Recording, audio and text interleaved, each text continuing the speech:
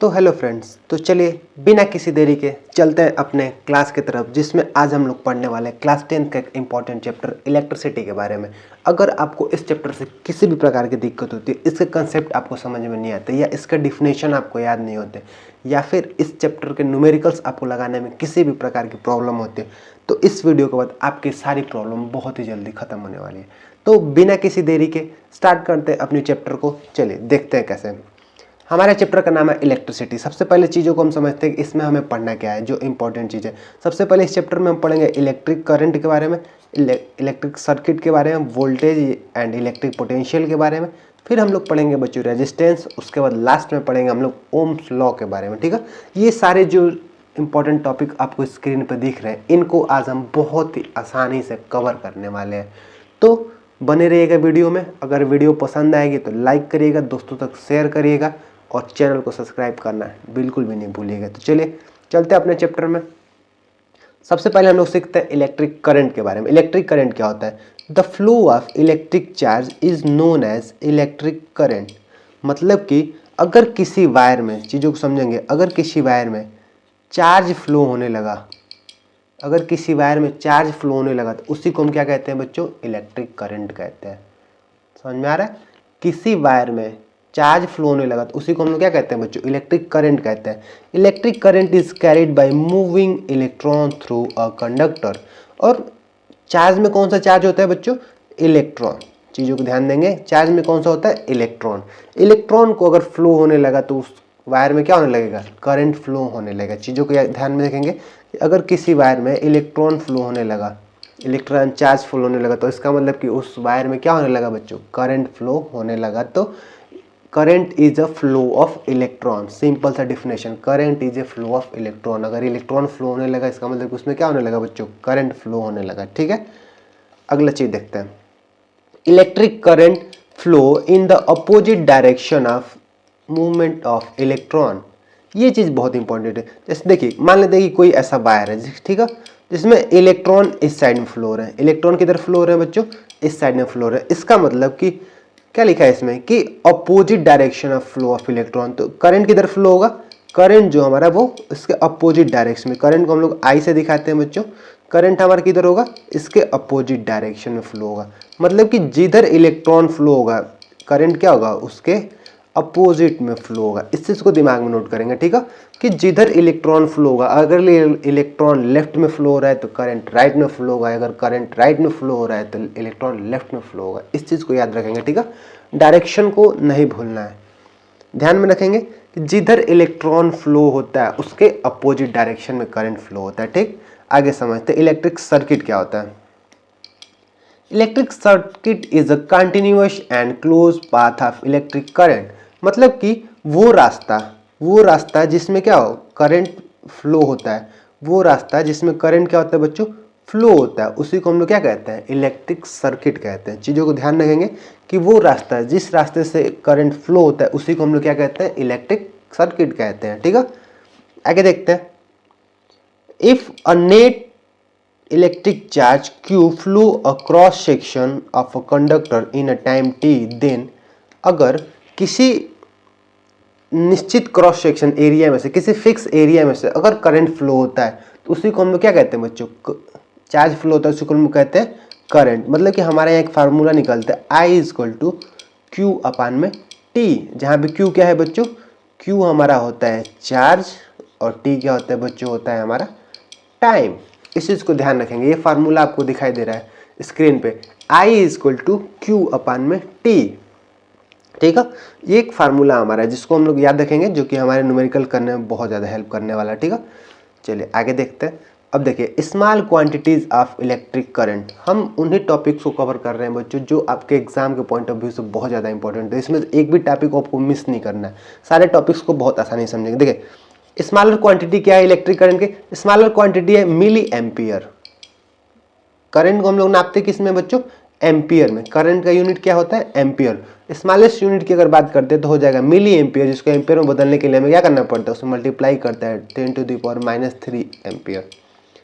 एक होता है माइक्रो एम्पियर, जिसको अगर एम्पियर में चेंज करना तो हमें क्या करना पड़ता है, मल्टीप्लाई करना पड़ता है 10⁻⁻6 से, तब जाके वो किस में होता है बच्चों, एम्पियर में होता है। तो इस चीज़ को याद रखेंगे कि आपको अगर न्यूमेरिकल्स एग्जाम में देखने को मिलते हैं तो मिली एम्पियर से किस तरीके से बदलना है, इस चीज़ को याद रखेंगे, ठीक है।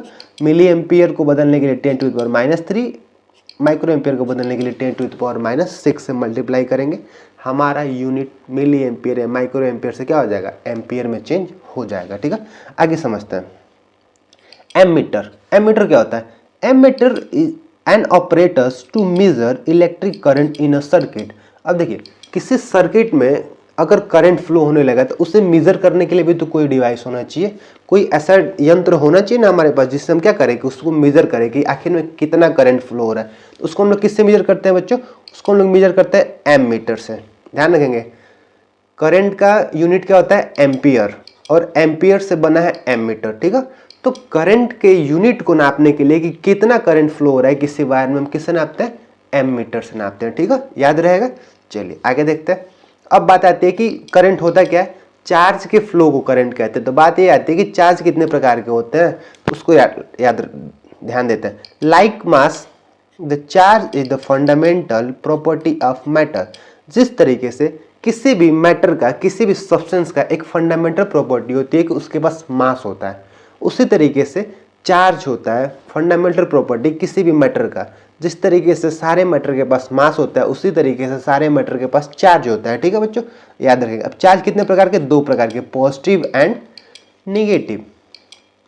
पॉजिटिव चार्ज और नेगेटिव चार्ज, इन दोनों चार्ज को ध्यान में रखेंगे। हमारा करंट कैसे फ्लो होता है, नेगेटिव होता है, ठीक है, इलेक्ट्रॉन से। प्रोटॉन कैसा होता है बच्चों, पॉजिटिव होता है, ठीक। प्रोटॉन होता है पॉजिटिव और इलेक्ट्रॉन होता है नेगेटिव, इसको याद रखेंगे, ठीक। अब बात आती है प्रॉपर्टीज की, थोड़ा सा प्रॉपर्टी देखते हैं इसकी। Properties of electric charge, unlike charge attract each other and like charge repel each other. इसको ध्यान से समझेंगे। देखिए जो अनलाइक चार्ज होता है, अनलाइक चार्ज मतलब क्या है, जैसे मान लीजिए एक चार्ज हो गया प्लस और दूसरा हो गया बच्चों माइनस, ये दोनों एक दूसरे को क्या करेंगे, अट्रैक्ट करेंगे। क्या करेंगे बच्चों, अट्रैक्ट करेंगे। और अगर वहीं पे बात आ जाती है, एक तरफ हो जाता है माइनस और एक तरफ हो जाता है प्लस, ये भी अनलाइक चार्ज है, ये भी एक दूसरे को क्या करेंगे, अट्रैक्ट करेंगे, ठीक है। लेकिन अगर वहीं पे एक हो जाता है माइनस और दूसरा भी हो जाता है माइनस, ये दोनों एक दूसरे को क्या करेंगे बच्चों, रिपेल करेंगे, मतलब एक दूसरे को दूर भगाएंगे। या फिर प्लस और प्लस हो गया तो ये भी एक दूसरे को क्या करेंगे, रिपेल करेंगे, ठीक है, दूर भगाएंगे। तो कहने का मतलब ये कि जब कभी अनलाइक चार्ज होगा, मतलब कि अपोजिट चार्ज होगा, तो वो एक दूसरे को क्या करेगा बच्चों, अट्रैक्ट करेगा। और अगर लाइक चार्ज हो जाते हैं, एक ही प्रॉपर्टी के चार्ज हो जाते हैं, तो वो एक दूसरे को क्या करेंगे, रिपेल करेंगे। इस चीज को याद रखें, ठीक है। आगे समझते हैं। The force between two charge varies directly as the product of two charge and inversely as the square of distance between both charge Q1 and Q2। अब इस चीज को ध्यान देखते हैं, समझते हैं। थोड़ा सा यहाँ पे हम लोग अपना स्पेस बढ़ा लेते हैं, फिर चीज़ों को आराम से समझेंगे। देखिए दो चार्ज है, मान लेते हैं प्लस है और एक माइनस है, ठीक है, दिखाई नहीं दे रहा है, चलिए यहाँ से लेते हैं। एक प्लस हो गया और एक माइनस हो गया, तो इनके बीच में कुछ फोर्स काम कर रहा है। फोर्स काम कर रहा है कि नहीं, वो फोर्स कैसे फाइंड करते हैं, इसका चीज़ यहाँ पे सेकंड पॉइंट में लिखा है। देखिए फोर्स जो होता है ना, वो डायरेक्टली प्रोपोर्शनल होता है Q1 और Q2 के, और इनवर्सली प्रोपोर्शनल होता है इनके बीच के स्क्वायर का, मतलब उनके बीच के जो डिस्टेंस होता है उसके स्क्वायर का। मतलब हमारा फार्मूला यहाँ से एक निकल सकता है, आप चाहे तो ध्यान रख सकते हैं, F equal to Q1 into Q2 upon में R स्क्वायर। मतलब कि किसी भी दो चार्ज के बीच में लगने वाला फोर्स कितना होता है, F equal to Q1 into Q2 upon में R स्क्वायर। चाहे वो अट्रैक्टिव फोर्स हो और चाहे वो रिपल्सिव फोर्स हो, फोर्स इतना ही लगेगा उसके बीच में, ठीक है। इस चीज़ को आप ध्यान रखेंगे, आपको आगे न्यूमेरिकल करने में काम आएगा। अब आगे समझते हैं अपने अगले टॉपिक को। हमारा टॉपिक है बच्चों इलेक्ट्रिक पोटेंशियल, इसको ध्यान से देखते हैं। देखिए the amount of electric potential energy at a point is called electric potential. मतलब कि किसी चार्ज का, मान लेते हैं कोई चार्ज है, ठीक है, ध्यान से देखेंगे, मान लेते हैं यहाँ पे कोई चार्ज है, ओहो ऐसा नहीं यहाँ से ये लेते हैं, मान लेते हैं कोई चार्ज है, ठीक है बच्चों, ये हमारा कोई चार्ज है, ठीक है। तो क्या होता है, the amount of electric potential energy at a point is called electric potential. मतलब इसके पास जो इलेक्ट्रिकल एनर्जी होगी, क्या होगी बच्चों, इसके पास कुछ इलेक्ट्रिकल एनर्जी होगी कि नहीं होगी। देखिए अगर कोई चार्ज है तो उसके पास कुछ पोटेंशियल एनर्जी होती है, kinetic energy and potential energy उसकी स्टेट की वजह से। तो स्टेट की वजह से उसके पास जो एनर्जी है, जो पोटेंशियल एनर्जी, उसी को हम लोग क्या कहते हैं इलेक्ट्रिक पोटेंशियल। उसी को हम लोग क्या कहते हैं बच्चों, इलेक्ट्रिक पोटेंशियल। मतलब कि उसके स्टेट की वजह से, उसके पोजीशन की वजह से जो उसके पास पोटेंशियल एनर्जी है, जो इलेक्ट्रिक पोटेंशियल एनर्जी है, वही उस चार्ज की क्या कहलाती है बच्चों, कहलाती है पोटेंशियल, इलेक्ट्रिक पोटेंशियल कहलाता है। ठीक है, ध्यान रखें। अगला समझते हैं पोटेंशियल डिफरेंस क्या होता है। The difference in the amount of electric potential energy between 2 points in an electric circuit is called electric potential difference। अब ध्यान से समझेंगे। देखिए मान लेते हैं कोई सर्किट है, ठीक है, कोई वायर है जिसमें 2 पॉइंट पे इलेक्ट्रो चार्ज है, एक यहाँ पे है और एक यहाँ पे। तो इन दोनों के पास अपनी कुछ एनर्जी होगी कि नहीं होगी, इन दोनों के पास अपनी कुछ एनर्जी होगी कि नहीं होगी, होगी, जरूर होगी। तो इन दोनों के बीच की जो एनर्जी का जो डिफरेंस है, इन दोनों के बीच की एनर्जी का जो डिफरेंस है बच्चों, वही कहलाता है हमारा इलेक्ट्रिक पोटेंशियल डिफरेंस। मतलब कि किसी दो चार्ज के बीच का जो पोजीशन के जो बीच का जो डिफरेंस होता है, वही हमारा क्या कहलाता है बच्चों, इलेक्ट्रिक पोटेंशियल डिफरेंस। ठीक है, दोनों चार्ज के जो पोटेंशियल एनर्जी में डिफरेंस, वही कहलाता है इलेक्ट्रिक पोटेंशियल डिफरेंस। अब बात समझते हैं, आगे वाली इंपॉर्टेंट चीज यहाँ से आती है। इलेक्ट्रिक पोटेंशियल डिफरेंस किसे कहते हैं, is known as a voltage. जो इलेक्ट्रिक पोटेंशियल डिफरेंस होता है बच्चों, उसी को हम लोग क्या कहते हैं, वोल्टेज कहते हैं। ठीक है, which is equal to the amount of work done to move one the unit charge between 2 point against static electric field. चीज़ों को ध्यान रखेंगे कि मतलब कि जो हम किसी चार्ज को, ठीक है, किसी चार्ज को मान लेते हैं, किसी चार्ज Q को एक पॉइंट से दूसरे पॉइंट तक ले जाने में जितना हमारा वर्क डन होता है, वही हमारा क्या कहलाता है, पोटेंशियल डिफरेंस। मतलब कि इसको इस पॉइंट से इस पॉइंट तक ले जाने में जितना हमें कार्य करना पड़े, जितना हमें वर्क करना पड़े, वही हमारा क्या कहलाता है बच्चों, वही हमारा कहलाता है पोटेंशियल डिफरेंस। देखिए तो हमारा फार्मूला हो जाएगा voltage is equal to work done upon में charge, V is equal to W upon में Q। ठीक है, voltage or electric potential difference is denoted by V। जो हमारा पोटेंशियल डिफरेंस, इसको हम किससे दिखाते हैं बच्चों, V से दिखाते हैं। तो हमारा फार्मूला हो जाएगा V is equal to W upon में Q। इस चीज़ को याद रखेंगे। हमारा पोटेंशियल डिफरेंस या वोल्टेज का फार्मूला क्या होता है, V is equal to W upon में Q। ठीक है, समझ में आ रहा है, समझते हैं पोटेंशियल डिफरेंस क्या होता है बच्चों। तो किसी भी चार्ज को एक पॉइंट से दूसरे पॉइंट तक ले जाने में जितना हमें वर्क डन करना पड़े, वही हमारा क्या कहलाता है, पोटेंशियल डिफरेंस या वोल्टेज। ठीक है, और उसका फार्मूला होता है V is equal to W upon में Q। ठीक, याद रखेंगे। अब आगे समझते हैं। SI unit of electric potential difference voltage, SI unit of electric potential difference is volt. जो हमारा पोटेंशियल डिफरेंस होता है बच्चों, जो हमारा पोटेंशियल डिफरेंस होता है, इसका SI यूनिट क्या होता है, इसका SI यूनिट होता है volt and denoted by V, और जिसको हम लोग किससे डिनोट करते हैं बच्चों, V से। This is named in the honour of Italian physician Alessandro Volta. और ये किसके नाम से बना हुआ है बच्चों, इसका जो खोज किया था एलेजेंड्रा वोल्टा, इसके नाम वोल्टास के नाम पे इसका नाम रख दिया गया वोल्ट। ठीक है, ध्यान रखेंगे, ये कोई नहीं बताता, ये हम आपको बता रहे हैं। ठीक है, इस चीज को याद रखेंगे, एलेजेंड्रा वोल्टा, ये इन्हीं के नाम पे इसका नाम रखा गया है। ठीक है, चलिए आगे चलते हैं। अब बात आती है कि भाई जिस तरीके से हमने करंट को मेजर किया था किसी सर्किट में, वोल्टेज को कैसे मेजर करेंगे, उसको भी तो मेजर करने के लिए हमारे पास कोई डिवाइस होनी चाहिए। तो उसको समझते हैं। देखिए, an apparatus to measure the potential difference और electric potential between 2 points in electric circuit. जो वोल्ट मीटर होता है, क्या होता है बच्चों, कि किसी भी सर्किट में, ठीक है, कोई सर्किट दिया हुआ है, मान लेते कोई ऐसे सर्किट दिया हुआ है, तो इस सर्किट में कितना वोल्ट है, इसको मेजर करने के लिए क्या यूज हम लोग करते हैं, इसका मेजर करने के लिए हम लोग यूज करते हैं वोल्टेज, वोल्ट मीटर का। ठीक है, किसी सर्किट में वोल्टेज का मीटर, वोल्टेज को मेजर करने के लिए यूज करते हैं वोल्ट मीटर। गैल्वेनोमीटर को देखिए क्या होता है, it is a device to detect current in an electric circuit. किसी सर्किट में करंट है या नहीं है, इसको हम कैसे पता करते हैं बच्चों, गैल्वेनोमीटर से पता करते हैं। किससे पता करते हैं, गैल्वेनोमीटर। ध्यान रखेंगे, गैल्वेनोमीटर और एमीटर दोनों में डिफरेंस है। गैल्वेनोमीटर से सिर्फ हम ये पता कर सकते हैं कि उसमें करंट है या नहीं है, लेकिन कितना करंट है ये हमें मेजर करना होगा, किससे, एमीटर से मेजर करना होगा। ठीक है, आई होप आपको ये चीजें क्लियर हो गई होंगी। चलिए आगे चलते हैं। अगला आता है हमारा ओम्स लॉ। जो कि आपके एग्जाम के पॉइंट ऑफ व्यू से बहुत बहुत बहुत ज़्यादा इंपॉर्टेंट है। इससे सवाल आपको एग्जाम में देखने को मिलेगा। ठीक है, देखते हैं। Ohm's law state that the potential difference between 2 point is directly proportional to the electric current at a constant temperature. देखिए, ये ओम्स साहब ने बड़ा बढ़िया लॉ दिया है। उन्होंने क्या कहा है कि किसी भी सर्किट में जो वोल्टेज होता है ना, वो डायरेक्टली प्रोपोर्शनल होता है किससे? करंट के। कंडीशन क्या है? Eight a constant temperature. Temperature में कोई चेंजिंग नहीं होना चाहिए, टेम्परेचर बच्चों सेम होना चाहिए, कांस्टेंट होना चाहिए। उस टाइम पे क्या कंडीशन निकलता है कि वोल्टेज होता है डायरेक्टली प्रोपोर्शनल होता है किसके? करंट के। मतलब कि अगर वोल्टेज बढ़ेगा तो करंट भी बढ़ेगा, या फिर करंट डाउन होगा तो वोल्टेज भी डाउन होगा। उसी को यहाँ पे लिखा गया है, this mean potential difference varies as electric current. इसका मतलब ये है कि पोटेंशियल जो है वो करंट के साथ साथ क्या होता है? वेरी होता है। तो हो जाएगा हमारा V is directly proportional to I, और अगर हम कांस्टेंट को हटाते हैं तो हमारा यूज हो जाएगा V इक्वल टू RI। ठीक है, और ये हमारा हो जाएगा ओम्स लॉ का फार्मूला। याद रखने वाली चीज क्या है? इसके स्टेटमेंट को याद रखेंगे।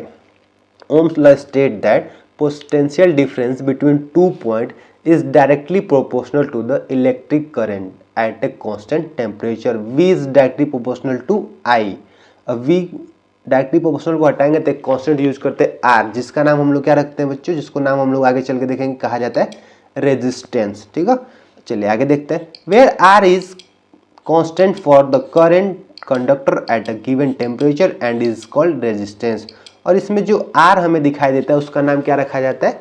रेजिस्टेंस। अब बात आती है कि रेजिस्टेंस क्या होता है, इसको समझते हैं। देखिए, resistance is the property of conductor which resist the flow of electric current through it. मतलब कि रेजिस्टेंस वो कंडक्टर की एक प्रॉपर्टी होती है जो क्या करता है?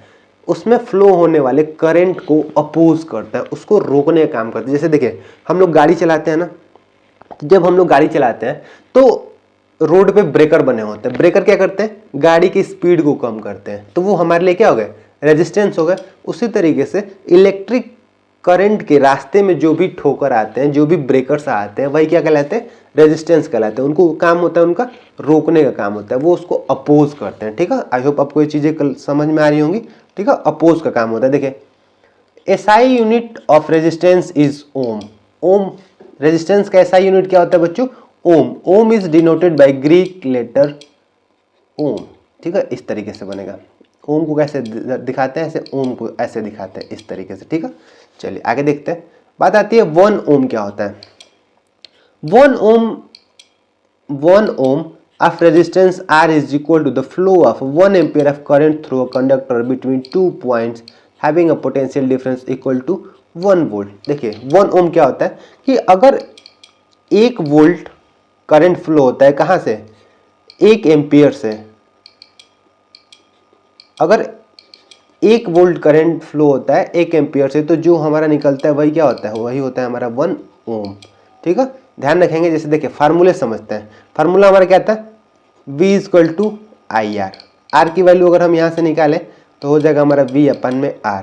मतलब कि 1 वोल्ट और 1 एम्पियर का करंट जहाँ पे फ्लो होगा वहीं पे क्या निकलेगा? 1 ओम। उसी को कहते हैं हम लोग 1 ओम कहते हैं। ठीक है, एक वोल्ट करंट वोल्टेज हो और 1 एम्पियर करंट हो तो वहाँ पे निकलेगा हमारा 1 ओम, जिसको हम लोग क्या कहते हैं बच्चों? 1 ओम कहते हैं। अब देखिए आगे समझते हैं। Cause of resistance in a conductor. अब कारण के बारे में सीखते हैं कि ऐसे क्या कारण है, ऐसे क्यों होता है कि कोई करंट अपोज करता है, इसको समझते हैं। ठीक है, चलिए आगे देखते हैं। कारण को समझते हैं कि किस कारण से रेजिस्टेंस क्या करता है? कंडक्टर को रोकता है, मतलब कि उसमें करंट फ्लो होने से रोकता है। देखिए, हमें ये पता है ना कि कोई भी सब्सटेंस है तो इसमें 2 चार्ज होते हैं। भाई, जितने भी मैटर हैं उसमें कितने चार्ज होते हैं? 2। एक होता है प्लस और एक होता है माइनस। और हमें ये भी पता है कि प्लस माइनस एक दूसरे को क्या करते हैं बच्चों? अट्रैक्ट करते हैं। प्लस माइनस एक दूसरे को क्या करते हैं बच्चों? अट्रैक्ट करते हैं। तो जब कोई चीज़ एक दूसरे को अट्रैक्ट करेगी तो अपनी तरफ खींचेगी, और जब अपनी तरफ खींचेगी तो उसको जल्दी छोड़ेगी नहीं, तो उसको फ्लो नहीं होने देगी। मतलब कि जो मैटर में, जो भी सब्सटेंस में प्लस चार्ज पहले से प्रेजेंट है, क्या वो निगेटिव चार्ज को फ्लो होने देंगे? नहीं होने देंगे ना, वो उनको अपनी तरफ अट्रैक्ट करेंगे। तो जब वो उनको अपनी तरफ अट्रैक्ट करेंगे तो जो निगेटिव चार्ज है उसके फ्लो में डिस्टर्बेंस आएगा ना, वही क्या होता है बच्चों? रेजिस्टेंस होता है। ठीक है, इस चीज़ को समझते हैं। Flow of electron in a conductor is electric current. The positive particles of conductor create hindrance to flow of electron because of attraction between them. समझ में आ रही चीजें कि जो भी इलेक्ट्रॉन फ्लो होता है वो क्यों अट्रैक्ट होता है, प्लस के साथ अट्रैक्ट होता है, तो वो क्या होता है, उसके फ्लो में हिंड्रेंस आता है, रुकावट आती है. Hindrance is the cause of resistance in the flow of electricity. और इसी कारण से क्या होता है कि इलेक्ट्रॉन जो है वो किसी भी कंडक्टर में इजिली फ्लो नहीं हो पाता. और जब इलेक्ट्रॉन इजिली फ्लो नहीं होगा तो करंट क्या होगा, रुकेगा. जब करंट रुकेगा तो वही हमारा क्या हो जाएगा, वही प्रॉपर्टी दिखा रहा है रेजिस्टेंस का. तो रेजिस्टेंस का काम क्या होता है, करंट को रोकना. तो हमसे ये पता चल जाएगा यहाँ से कि हाँ इसमें रेजिस्टेंस है. ठीक है, चीज़ें समझ में आ रही है. क्यों रुकता है, क्यों रेजिस्टेंस रोकता है, प्लस चार्ज माइनस चार्ज क्या करते हैं बच्चों, अट्रैक्ट करते हैं, इसलिए रोकता है. ठीक है, आगे समझते हैं. Factor on which resistance of conductor depend. अब बात कर ये सीखते हैं कि कौन से ऐसे फैक्टर है जिस पे रेजिस्टेंस डिपेंड करता है. Resistance is a conductor depends on the nature. सबसे पहले रेजिस्टेंस डिपेंड करता है किस पे बच्चों, मटेरियल के नेचर पे. अगला डिपेंड करता है लेंथ पे, मटेरियल की लंबाई पे, कि तार कितना बड़ा है कितना छोटा है, उस पर डिपेंड करता है. कि अगर तार बड़ा होगा तो रेजिस्टेंस की संख्या ज़्यादा होगी, तार छोटा होगा तो रेजिस्टेंस क्या होगा, कम होगा. एरिया ऑफ क्रॉस सेक्शन, तार के मोटाई पे, जैसे ये पेन आपको दिखाई दे रहा है तो इसके कुछ क्रॉस सेक्शन एरिया है ना, इसको अगर काटा जाएगा तो यहाँ पे जो एरिया निकलेगा वही क्या कहलाता है, क्रॉस सेक्शन एरिया. तो इसके एरिया पे डिपेंड करता है कि कितने करंट फ्लो होंगे, कितने इलेक्ट्रॉन फ्लो होंगे, तभी जाके कितना करंट फ्लो होगा. ठीक है, चलिए एक एक को ध्यान से देखते हैं. Nature of material, nature of material देखते हैं. Some materials create least hindrance and hence are called good conductor. मतलब कि ऐसे मटेरियल जो क्या करे, इलेक्ट्रॉन के फ्लो को लीस्ट हिंड्रेंस रखे, मतलब कम से कम उसको रोके. तो जब कम से कम रोकेगा, जब किसी भी मटेरियल में कम से कम रेजिस्टेंस होंगे तो रेजिस्टेंस कम होगा तो करंट क्या होगा बच्चों, ज़्यादा होगा. तो वो मटेरियल क्या कहलाएगा, गुड कंडक्टर कहलाएगा. ठीक है, जब करंट ज़्यादा हो जाएगा तो क्या कहलाएगा, good conductor. Silver is the best conductor of electricity. और सबसे बेस्ट कंडक्टर ऑफ इलेक्ट्रिसिटी किसको माना जाता है बच्चों, सिल्वर को माना जाता है. ठीक है, while some other materials create more hindrance in the flow of electric currents, that's flow of electron through them. और बहुत से मटेरियल बच्चों ऐसे होते हैं जो क्या करते हैं, बहुत ज़्यादा हिंड्रेंस पैदा करते हैं. हिंड्रेंस मतलब रुकावट, बहुत ज़्यादा करंट को रोकते हैं. तो बहुत ज़्यादा जब करंट को रोकेंगे इसका मतलब कि उसमें क्या है, उसमें रेजिस्टेंस की संख्या बहुत ज़्यादा है. तो जिसमें रेजिस्टेंस की संख्या बहुत ज़्यादा होगी उसको हम लोग क्या कहेंगे, बैड कंडक्टर कहेंगे. ठीक है, हम चाहे तो यहाँ पे नोट कर सकते हैं इजीली कि भाई गुड कंडक्टर और बैड कंडक्टर. ठीक है, एक हो जाएगा गुड कंडक्टर और एक हो जाएगा बैड कंडक्टर. ठीक है, तो गुड कंडक्टर में क्या होगा बच्चों, रेजिस्टेंस कैसे होंगे, लो होंगे, लो रेजिस्टेंस. भाई साहब कम होंगे तभी तो ज़्यादा फ्लो होगा. इसमें क्या होंगे, हाई होंगे, हाई रेजिस्टेंस. ठीक है, इस चीज़ को ध्यान रखेंगे भाई. जो बैड कंडक्टर होता है उसमें रेजिस्टेंस की संख्या हाई होती है, जो गुड कंडक्टर उसमें रेजिस्टेंस की संख्या लो होती है. ठीक है, चलिए आगे समझते हैं. यहाँ पे दिखा गया है hard plastic is the one of the most best conductor of electricity, insulator of electricity. मतलब कि जो हार्ड प्लास्टिक होता है वो क्या होता है, सबसे बेस्ट इंसुलेटर कहलाता है. ठीक है, चलिए आगे देखते हैं. सेकेंड चीज समझते हैं, लेंथ ऑफ कंडक्टर. देखिए resistance R is directly proportional to the length of conductor. मतलब कि जो हमारा आर है वो डायरेक्टली प्रोपोर्शनल है किसके, लेंथ ऑफ कंडक्टर से. मतलब कि अगर वायर की लंबाई बहुत बड़ी है इसका मतलब उसमें रेजिस्टेंस क्या है बच्चों, ज़्यादा है. और वायर अगर छोटा है तो इसका मतलब उसमें रेजिस्टेंस क्या है, कम है. ठीक है, तो इस चीज़ को ध्यान रखेंगे. R is directly proportional to L. मतलब कि अगर आर बढ़ेगा तो अगर लंबाई बढ़ेगी तो रेजिस्टेंस भी बढ़ेगा, और अगर लंबाई छोटी होगी तो रेजिस्टेंस भी क्या होगा, कम होगा. ठीक है, इस चीज़ को याद रखेंगे. अगली चीज़ समझते हैं, area of cross section. Resistance R is inversely proportional to the area of cross section of the conductor. This means R is will decrease with an increase in the conductor of and vice versa. देखिए जो हमारा resistance है बच्चों वो क्या होता है, inversely proportional होता है किसके, एरिया का. मतलब कि अगर मोटा कोई वायर है, ठीक है, दो वायर है मान लेते हैं, एक मोटा एक पतला, तो जो मोटा होगा उसमें रेजिस्टेंस क्या होगा बच्चों, कम होगा, क्योंकि इसमें करंट क्या होगा, भाई मोटा है तो उसमें ज़्यादा करंट फ्लो होगी, इसका मतलब उसमें रेजिस्टेंस क्या है बच्चों, कम है. और जो पतला है उसमें क्या होगा, करंट कम फ्लो होगा, इसका मतलब कि इसमें रेजिस्टेंस क्या है बच्चों, ज़्यादा है। ठीक है, इस चीज़ को याद रखेंगे कि जो रेजिस्टेंस होता है वो क्रॉस सेक्शनल एरिया क्या होता है, इनवर्सली प्रोपोर्शनल होता है। मतलब कि अगर एरिया बढ़ेगा तो रेजिस्टेंस क्या होगा, कम होगा, और अगर रेजिस्टेंस एरिया घटेगा तो रेजिस्टेंस क्या होगा, बढ़ेगा। इस चीज़ को याद रखेंगे। ठीक है, चलिए आगे देखते हैं। अब देखिए, अभी हम लोगों ने ये देखा कि जो R है बच्चों वो क्या है, डायरेक्टली प्रोपोर्शनल था किसके, लेंथ के, और फिर R क्या था, इनवर्सली प्रोपोर्शनल था किसके, 1 एरिया के। तो अगर इन दोनों इक्वेशन को हम लोग मर्ज करते हैं तो हमारा मिल जाएगा R is proportional to L/A। और इस प्रोपोर्शनलिटी को हटाने के लिए हम लोग एक कांस्टेंट लगाएंगे जिसको हम लोग कहते हैं रो L/A।